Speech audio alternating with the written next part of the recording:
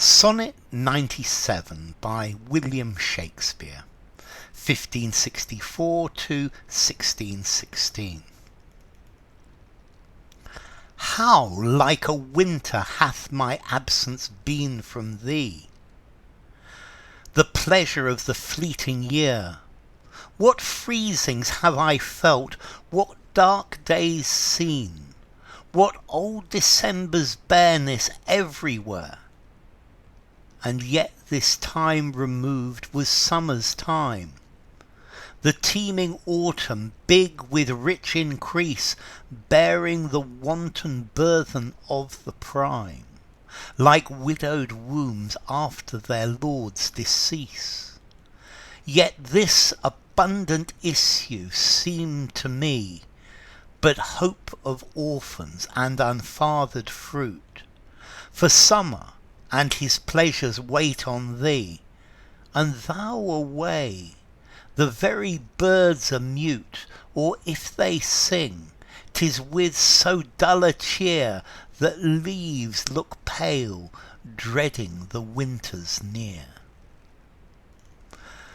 Okay, this is a sonnet by William Shakespeare. It's about the fair youth who Shakespeare is in love with, and this sonnet is talking about how Shakespeare feels because he's been away from the fair youth, and I think despite a very worried period in the middle where while the youth was away, Shakespeare's had reports of him sleeping around, and that Shakespeare worries that the youth doesn't love him anymore.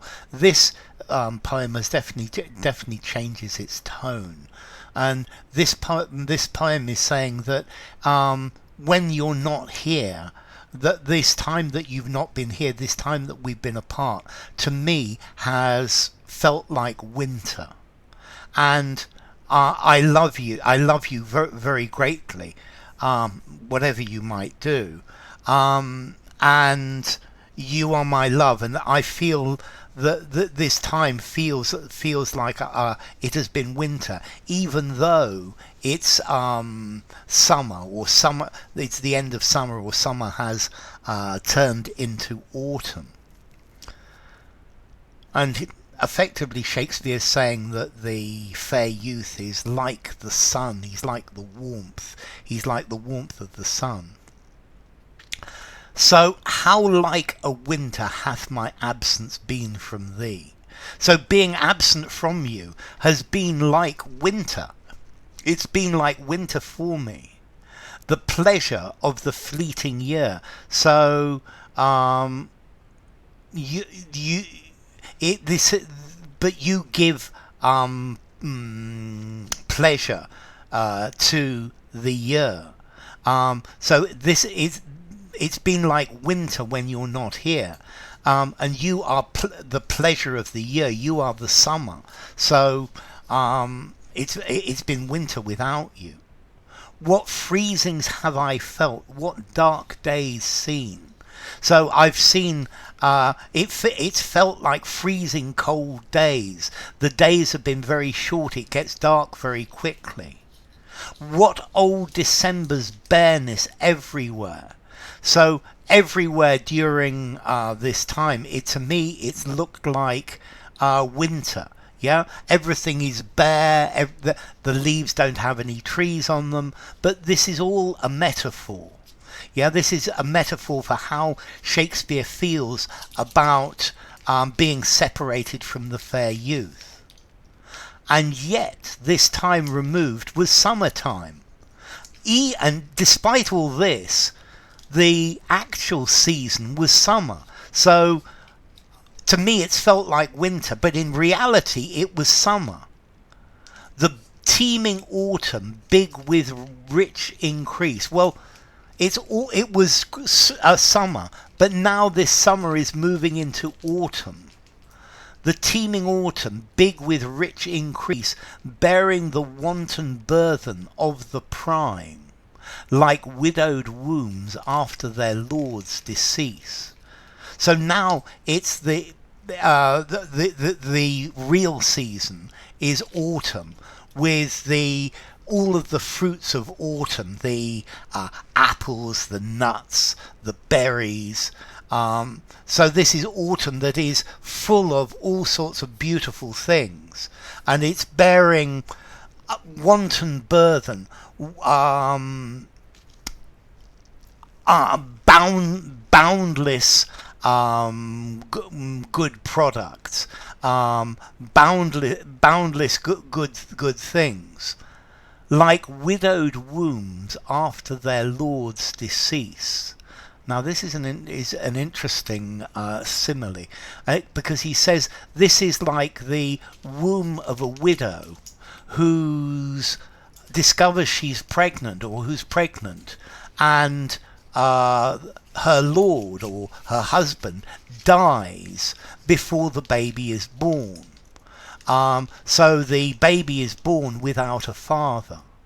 And Shakespeare's looking at all the autumn around him that has arrived, and it's full of the fruits of summer, the things that have been fathered by summer, that have been given by summer, but the father is no longer there, because the father was summer and now it's autumn. And he's making a simile between this and a widow who has her husband's baby after her husband has died. And this is another way that Shakespeare says that he misses the young man, because he sees all of this beauty around him, but that it has come from someone who is not there. So he sees the fruits of autumn as orphans, and now he gets into that. Yet this abundant issue seemed to me but hope of orphans and unfather'd fruit. So all of these wonderful things, are the wonderful products of autumn. They are like orphans. They are like children with no father, with no parents, or fruit with no father, because the father, summer, has gone, and now we are in autumn, and these fruits are orphans. And this is how Shakespeare feels, because this is echoing how he feels without the presence of the youth, that life offers him good things, but he can't appreciate them because the father, the summer, the sun is not there. The fair youth has not been there, and that's why he's not able to appreciate this autumn. For summer and his pleasures wait on thee, and thou away the very birds are mute. So summer and the pleasures of summer are waiting for your presence. And it's been impossible to enjoy the pleasures of summer because you've not been here. And with you away, the birds don't sing. The birds are mute. So I couldn't enjoy the pleasure of summer. And the birds are sad. The birds don't sing because you're away. Or if they sing, 'tis with so dull a cheer that leaves look pale, dreading the winter's near. Or if they do sing, they sing very sadly, in a very desultory way, in a very, very quietly, with no happiness. That leaves look pale. That makes everything look pale. And maybe leaves, I'm thinking about the leaves are looking pale, the leaves are ready to fall. It's autumn, because everything is dreading the winter that is coming. And I think this last one,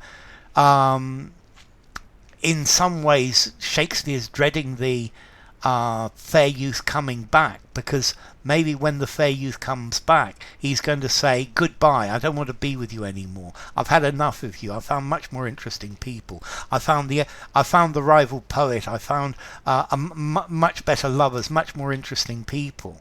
So maybe that this is Shakespeare's way of saying that he's dreading the permanent winter of the fair youth leaving him. So he's not been able to appreciate the summer because the fair youth was away, and the birds are mute and the leaves are pale, because maybe we have another oncoming winter, another oncoming separation from the fair youth. So enough. If you enjoyed the video, give it a rating, subscribe to my channel, and I'll see you soon. Bye for now. Sonnet 97 by William Shakespeare.